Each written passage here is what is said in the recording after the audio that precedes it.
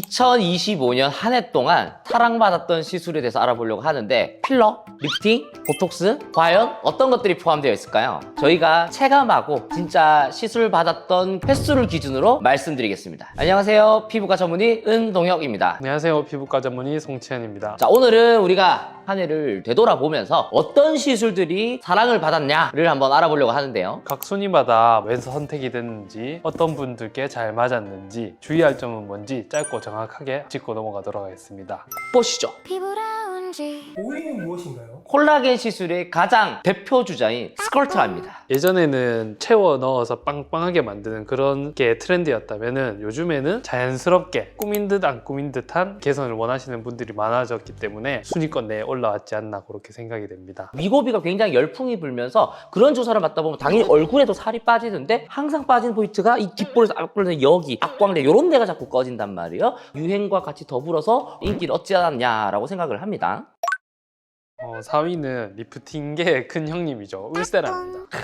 결국 우리가 다시 클래식으로 돌아갈 수밖에 없는 게 이런 느낌인 것 같습니다. 다른 리프팅 시술을 하더라도 울세라로 돌아오는 게 순정의 참맛. 나이가 들면은 팔자 이런 데가 축 처지고 턱 라인이 처지면서 고민이 될 수밖에 없거든요. 그런 것들을 울세라가 좋기 때문에 자리매김하고 있는 것 같습니다. 그 울세라를 좀 더 많이 받는 계절이 있나요? 여름에 노출하고 이제 또 라인을 원하시는 분들 그때가 조금 수요가 많고 겨울철처럼 관리하기 편할 때 또 오시는 분들도 많고 이제 울세라 받아보신 분들은 알겠지만 울세라 프라임이 되면서 가격이 다 올라갔단 말이에요. 경제적인 부담이 조금 더 생긴 건 맞는데 그럼에도 불구하고 울세라를 받으러 오신 분은 여전히 증가 추세로 된다라는 거는 화장비와는 조금은 비교가 좀 된다라고 우리가 좀 정리를 할 수가 있겠어요. 그 1과 2의 차이가 어떤 걸까요? 시술자들이 초음파 화면을 보면서 시술하는 게 중요한데 초음파 해상도가 많이 좋아져서 섬세한 시술이 가능해진 게 가장 큰 변화라고 보시면 되겠습니다. 통증도 사실 조금 좋아지긴 했고 시술 속도가 조금 더 빠릅니다. 통증이 있는 사람들 입장에서는 조금 빨리 끝날 수 있는 장점이 좀 있죠. 대망의 3위는 국민의 대중적인 시술 보톡스입니다. 팔방 미인이죠. 표정을 지으면서 생기는 주름 예방에는 당연히 보톡스만한 게 없고 스킨 보톡스라고 해서 모공이나 턱선이나 훨씬 더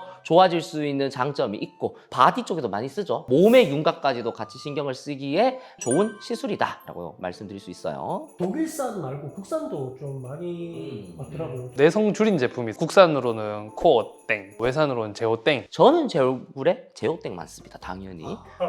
제일 비싼 거 맞아야죠. 4일 전에 스킨 보톡스 맞았어요. 저는 광이 좀 나지 않습니까? 어쩐지, 네. 네. 근데 원장님 두 분 다 약간 광을 하시는데요? 개그림이 좀 나와가지고 2위는 무엇인가요? 써마지 FLX가 되겠습니다.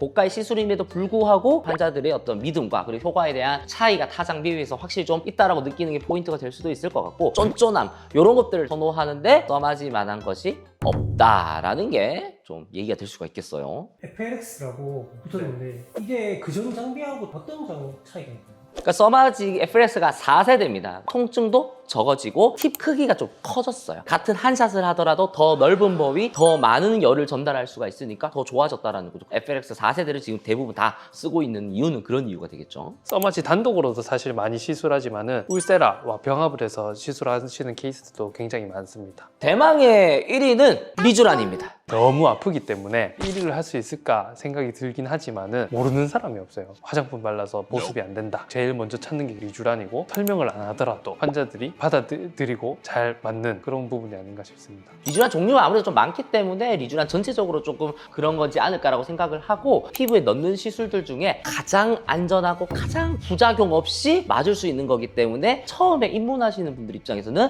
다른 부작용 얘기하면 막 맞기 싫단 말이야. 여태까지 안 맞아보신 분들은 그런 분들 입장에서 리쥬란만한 선택지가 저는 없다라고 생각을 합니다. 리쥬란 단독만 하는 게 아니고 같이 하는 경우도 많아서 수요가 더 많아지는 것 같긴 합니다.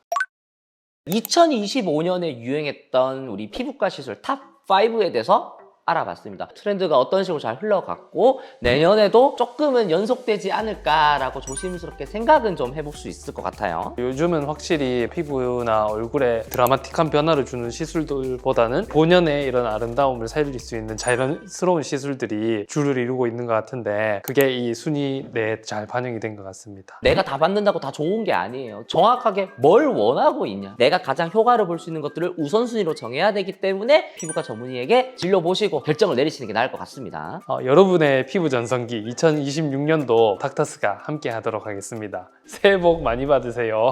새해 복 많이 받으세요.